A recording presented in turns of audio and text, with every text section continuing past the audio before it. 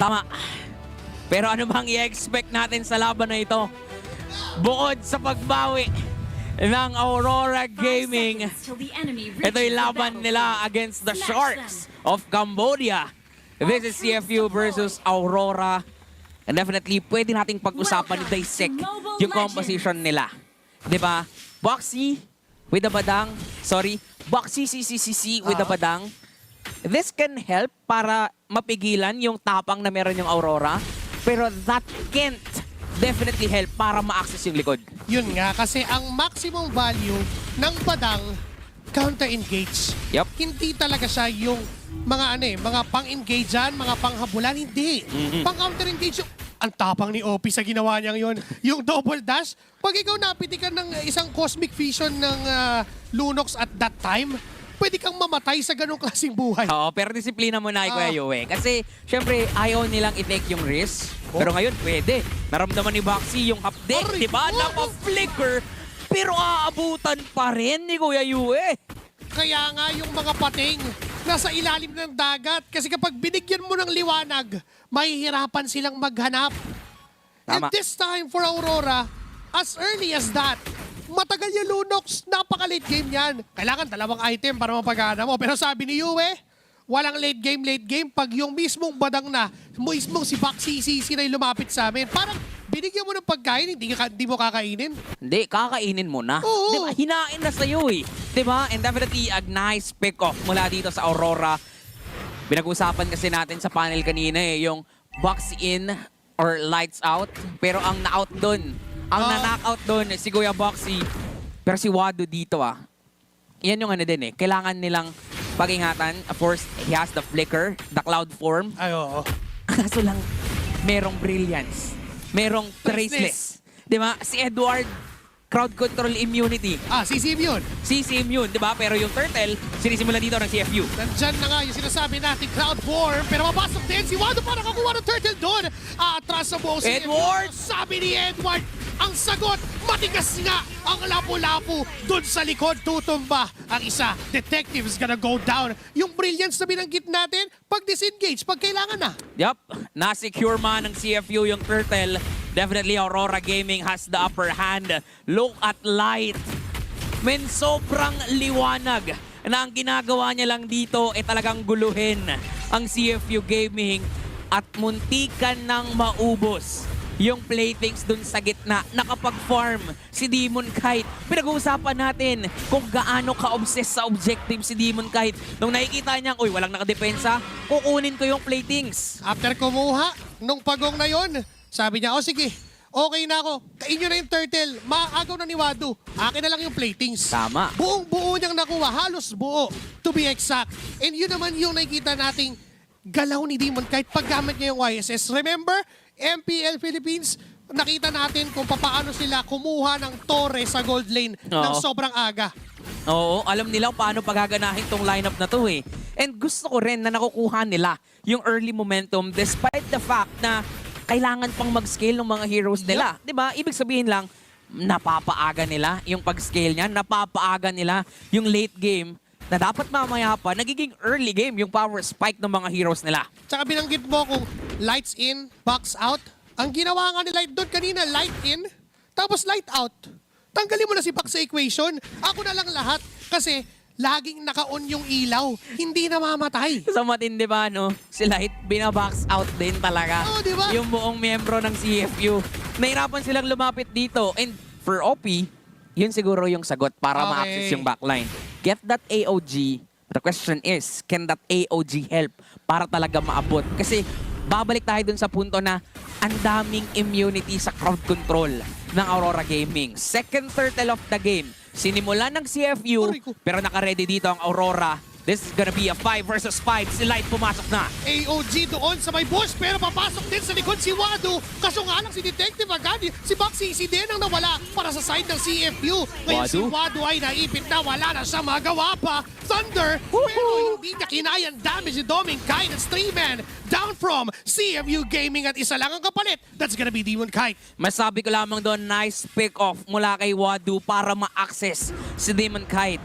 Pero dahil bias tayo, nicer play mula dito sa Aurora Gaming. Getting 3 kills against CFU, definitely hindi pa rin makukuha yung turtle. The damage is damaging na ngayon. Ang sakit na nung Lunox. Ang sakit na nga rin ni Doming kahit partida 5 minutes in pa lamang yan. Si Boxy napilitan siyang mag-dash out dahil nasaktan siya sa mga bala at sa Pasok mga si Wadu. purple liquids na binibigay ni Ewing. Ngayon, sinusubukan muli ng CFU na kunin yung posisyon. Edward? Edward ipapasok with that Bravest Pointer and the last special will connect against the Detective, but still, they're gonna get that turtle down. Tapos nasaktan pa si Ewing, si Demon kahit doon sa likuran at si Edward na naipit na sa dalawa ngayon. Nakabawi ang CFU Gaming. Kailangan lang pala ng oras, kailangan lang ayusin ng konti. Ngayon si Light, ginagawa lahat para madepensahan yung Torres sa gitna. Nababagsak siya sa Sky Piercer, naging numero mula kay Sing. Bagsak pa yung Torre doon. Lahat ng yun na panalo ng CFU, kaya naman biglang tumabla yung laban. Good engagement mula dito sa CFU. Gandang zone.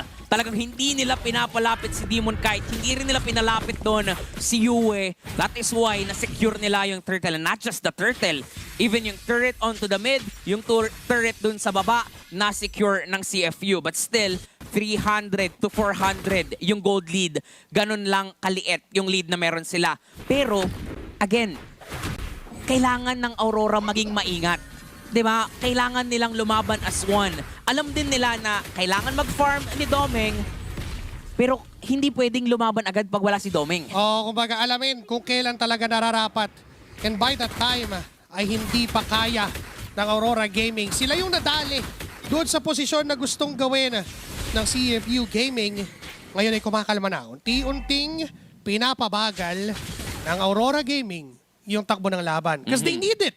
Kailangan nilang bigyan ng oras pa yung Claude at yung Lunox na ngayon ay naka-golding one na perhaps going to a Holy Crystal or even a Blood Wings right away.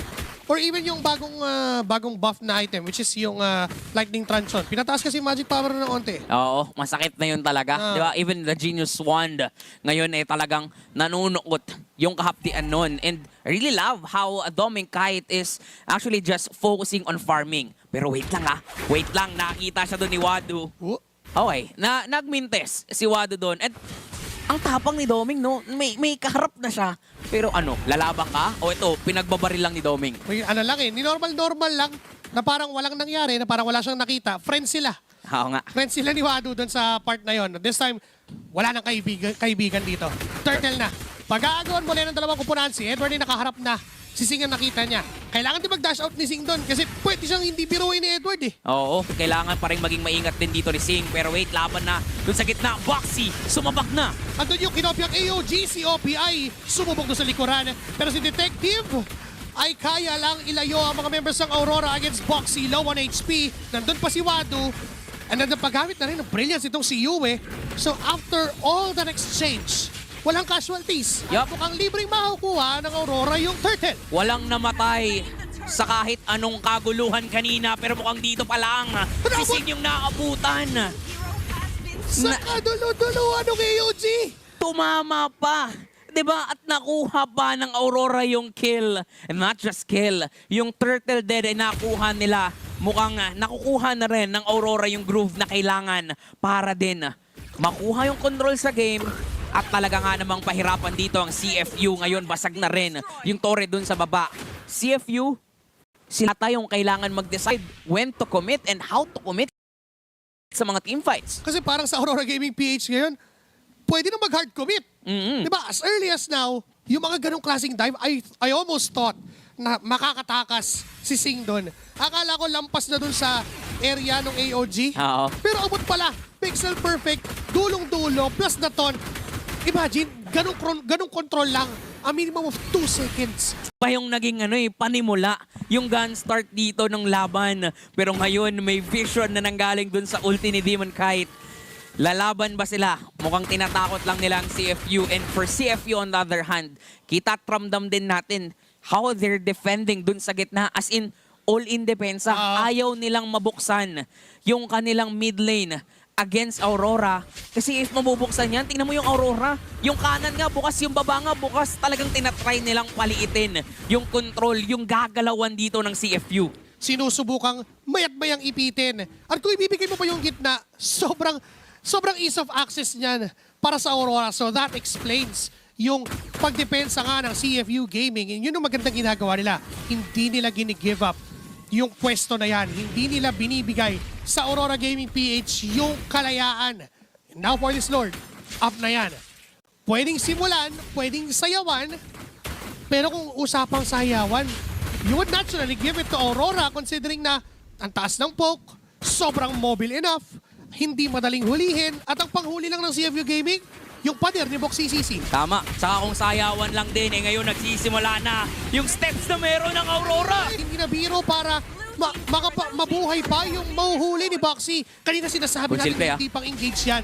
Pero pinapatunayan ni Boxy na hindi naman box out yung gagawin kasi box in talaga yan. Oo. Papasok ng tuluyan. Nandun na si Wado. Na gitna. Oh my And God! here comes Demon Kite. Nandito rin yung damage din ng Aurora. Play! See! Do! Wet! Mula kay Dominic Kite. Ituloy na rin ni Yue para bumagsak ang tatlong miyembro apat ng CFU and a triple for Demon Kite, make it a maniac. Isa Pwede na bang lang. habulin? Isa na lang. Sige, habol. Takbo hanggat may lupa. Pero di na yon. Papatusin pa ng Aurora. Akala natin lugi pero sa isang iglap lang, babalik sa Aurora ang lead. Sila na yung magmamarcha dyan sa gitna. Anytime soon, mabubuhay na naman sila Wado pero Torre, base turret, ang minamata ngayon ng ating mga kababayan. Endable ba? Nakatingin ang Aurora pero sabi nila, sige, wag muna.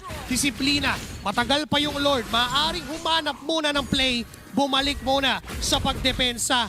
Pero nakita na natin, oo, mukhang lugi.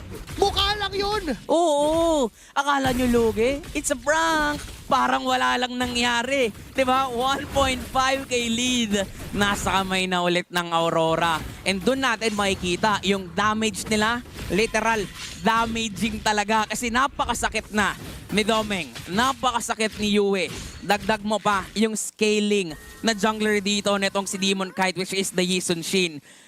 Men, kahit sino sa lineup ng CFU, hindi tatagal. And kanina, medyo naging maasim din doon si Kuya Wado. Alam mo pa naman ang gusto ng mga Pinoy, sinigang. Tama. So nilantakan nung umasim dito si Kuya Wado. Naku, nilantakan lang Oo. talaga. Ang dami pang variations dyan. Sinigang sa miso, sa sampalok, Sa bayabas. gabi, sa bayabas. Ang dami yan. Pero lahat yun papatusin. Uy, Edward. Ng Pilipinas, Edward. Ano paggamit ng Bravest Fighter? Papalayo. Ginamit yung Cyclone Eye para tuluyang makatakas doon. 8 seconds bago magkaroon ng Lord. Maaring dito na naman magsimula ng isang matinding laban. Nakadepende kay Boxy. Nakadepende sa counter-engage ng Aurora.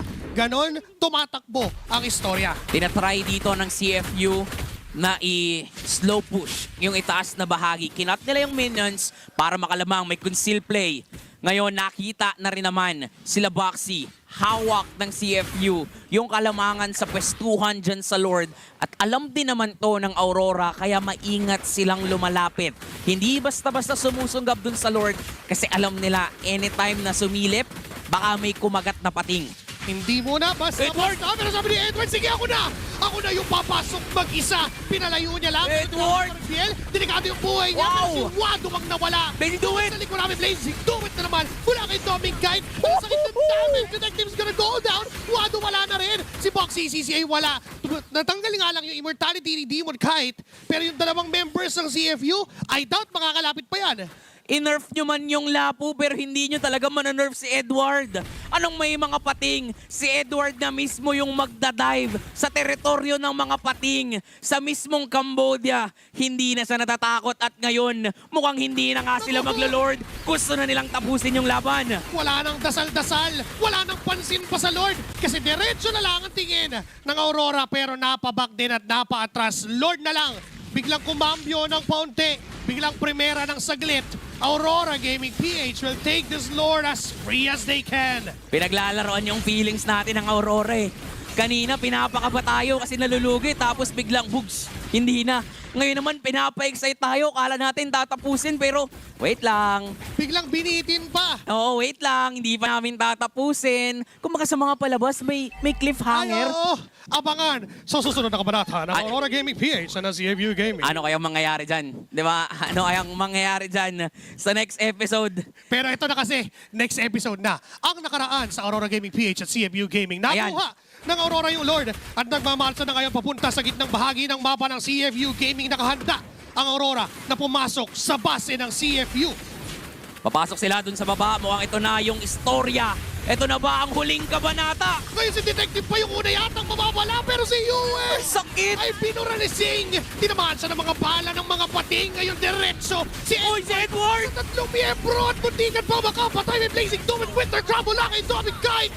At narito ang liwanag ng Northern Lights. It's Aurora Gaming Philippines taking down the Sharks.